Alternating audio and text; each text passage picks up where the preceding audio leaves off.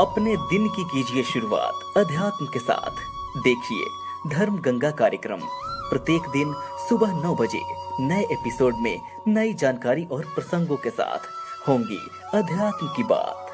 पेश है धर्म गंगा कार्यक्रम। नमस्कार, सुप्रभात, जय श्री राधे। मैं दिलजीत फिर एक बार आपके साथ उपस्थित हूँ धर्म गंगा कार्यक्रम में। और प्रत्येक दिन की तरह आज भी हमारे साथ उपस्थित है प्रसिद्ध कथावाचक आचार्य पंडित धीरज झा धर्मेश जी महाराज। सबसे पहले महाराज जी आपका स्वागत है। जय श्री राधे, सुप्रभात। और जैसा कि पिछले एपिसोड में हमने आपको रत्नों पे चर्चा के दौरान में कई रत्नों के विषय में जानकारियां महाराज जी द्वारा उपलब्ध कराई गई थी, और आज हम जानेंगे माणिक रत्न के विषय में। वैसे तो कहा जाता है सूर्य का रत्न माणिक काफ़ी प्रबल होता है और सूर्य को मजबूत बनाने के लिए माणिक काफ़ी लाभदायक माना जाता है। आइए हम जानते हैं महाराज जी से। सबसे पहले महाराज जी कि माणिक रत्न आखिर क्या है? रत्न क्या है? पहले की चर्चा में, पहले के प्रसंगों में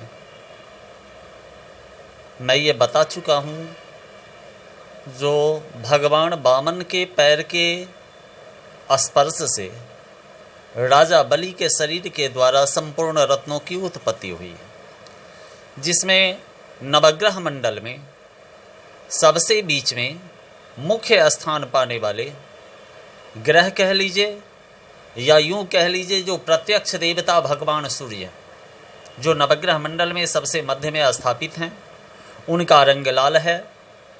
7 घोड़े के रथ पे वे सवार हैं। अलौकिक उनके शरीर से तेज निकलती है, जो संपूर्ण ब्रह्मांड को रोशनी, ऊर्जा और शक्ति प्रदान करती है। उनको प्रसन्न करने के लिए, उनको अनुकूल करने के लिए माणिक्य रत्न होता है। माणिक्य को विभिन्न नामों से जाना जाता है। इन्हें रक्तमणि भी कहा जाता है, इन्हें माणिक्य भी कहा जाता है, इनके सामान्य रत्न को लालरी भी कहा जाता है। ये सूर्य को प्रसन्न करने वाला रत्न है। काफ़ी सुंदर, काफ़ी आकर्षक और काफ़ी मनमोहक माणिक्य होता है। तो माणिक्य महाराज जी किन जातकों को पहनने से काफ़ी लाभदायक होता है? ये माणिक्य किस जातक को पहनना चाहिए, इस विषय पे तो हम चर्चा करेंगे ही। उससे पहले माणिक्य कुछ खास जगह का जो माणिक है, कुछ खास पहाड़ियों की जो माणिक्य हैं, वह काफ़ी प्रभावशाली और काफ़ी आकर्षक माना गया है। जैसे सर्वश्रेष्ठ माणिक बर्मा के पहाड़ियों की जो माणिक्य हैं, वह सर्वश्रेष्ठ माणिक्य हैं। ऑस्ट्रेलिया की माणिक भी काफ़ी मूल्यवान होता है। ब्राज़ील की माणिक भी काफ़ी मूल्यवान और लाभदायक होता है।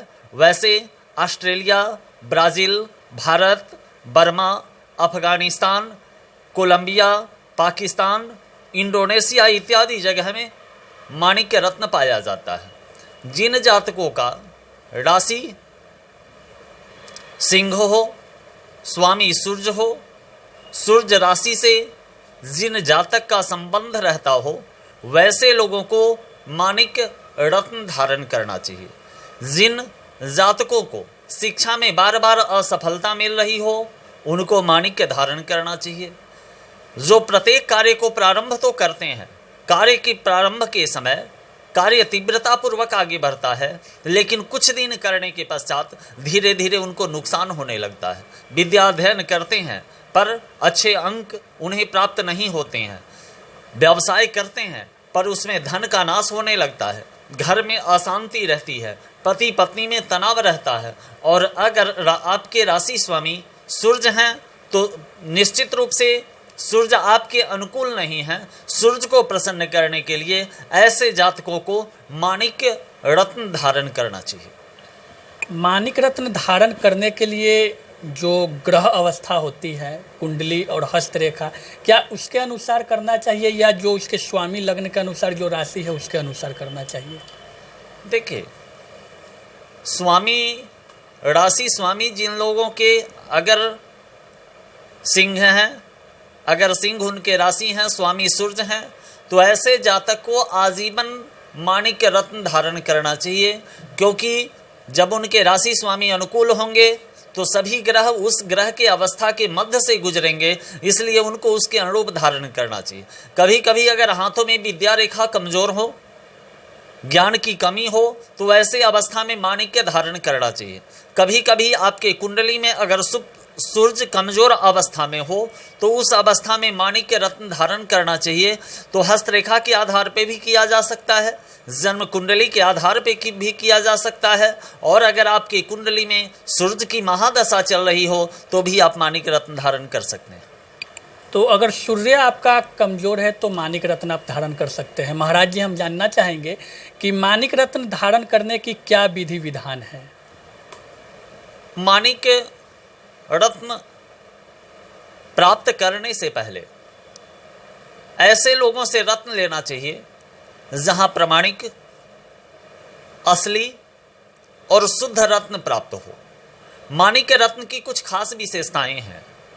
माणिक्य को लेकर कांच के गिलास में डालकर उसे जल से भर दें और सूरज की रोशनी पे देखेंगे तो उस रत्न से अगर आभा निकल रही है तो वह माणिक्य रत्न असली होता है। हमारे वैदिक ग्रंथों में रत्न शास्त्र में ये वर्णित है, जो अगर कमल के बंद पुष्प के ऊपर माणिक्य रत्न को रख दिया जाए और कमल का पुष्प खिल जाए तो माणिक्य असली होता है। माणिक्य का रंग अनार के दाने के जैसे पारदर्शी, हल्के दाग और हल्के छींटे युक्त हो तो वह माणिक्य श्रेष्ठ माना जाता है। माणिक्य रत्न धारण करने के लिए अपने वजन के अनुसार, जैसे अगर आपका वजन 10 किलो है तो आप एक रत्ती का माणिक लें, परंतु ध्यान रहे रत्ती की संख्या 1, 3, 5, 7, 9 हमेशा विषम संख्या में होना चाहिए, सम संख्या में नहीं होना चाहिए। रविवार को माणिक्य रत्न लेकर सोने में उसको तैयार करवाएं।